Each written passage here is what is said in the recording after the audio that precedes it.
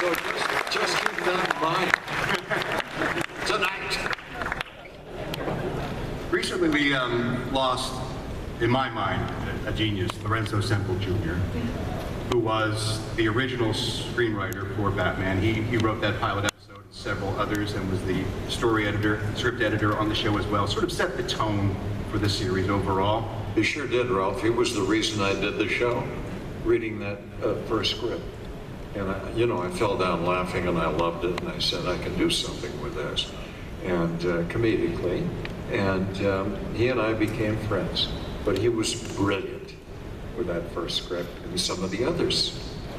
As a new actor, Burt, you probably weren't prepared for some of the craziness they had you doing on the show when you read those scripts. Lorenzo had such an amazingly inventive mind. Yeah, well, it wasn't the craziness that got me, it was the explosions and third-degree burns. And, in the very first episode, there's a sequence where we come out of the Batcave in the Batmobile. And I remember I was there early, dressed at 7 a.m.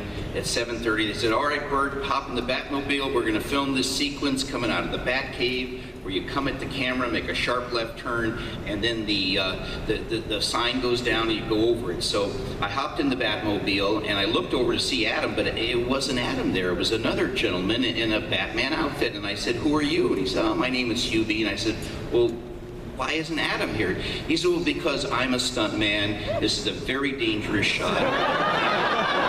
Adam is over there having a cup of coffee. I said, oh, okay. And then I started to think about it for a minute. I said, well, wait a minute. If this is dangerous, so I called over the second assistant director. I said, Adam's not in the shot. He said, oh, we know that. It's because it's a dangerous shot. We don't want him to get hurt. I said, yeah, but why am I sitting here? Don't I have a stuntman? He says, yes, you do.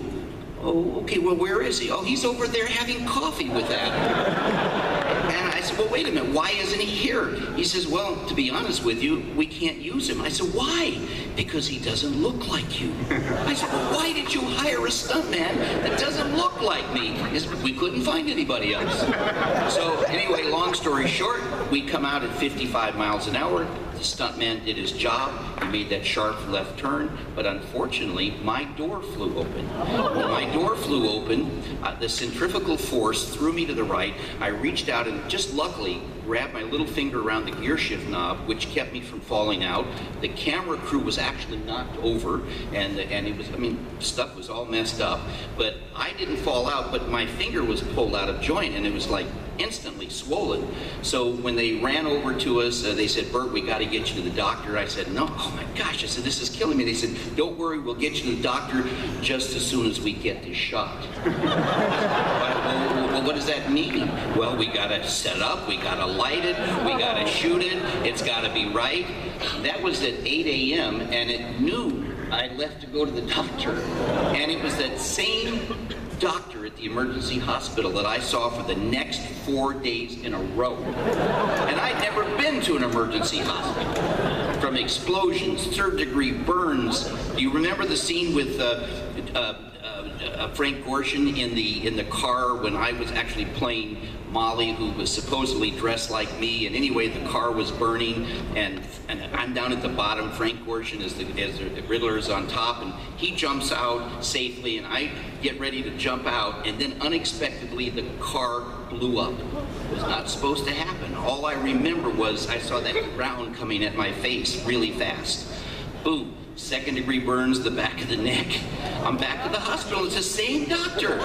He says, are you accident prone? I said, I don't know. I'm beginning to believe so. But that happened for 5 days. So that's what I remember. And my biggest goal was surviving. That's all I wanted to do.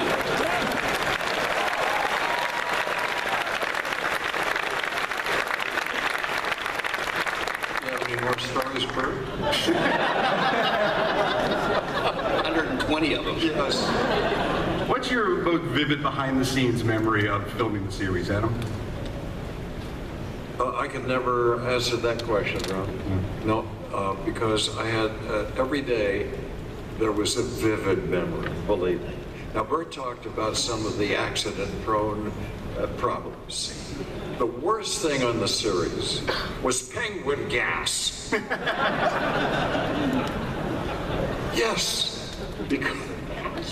Because in those days they used colored smoke, with kind of an acrid stuff in it. And Burt and I had to breathe it during those scenes. So every day or so, people on other stages would see the ambulance run by and they'd say, "What's that, Ryan?" "Gee, Mia, I don't know." "Oh, it's Burt and Adam again." So I think that smoke was probably the worst stuff, And Julie, you always seem to work with the musical guest stars on the series. You worked with Chad and Jeremy. You stole their voices. Yes. And you also had Lesley Gore as your sidekick, Pussycat. And Right? Paul Revere. Paul Revere and the Raiders in the Penguin episode. Yeah, a lot of musical guests. That was a hot show with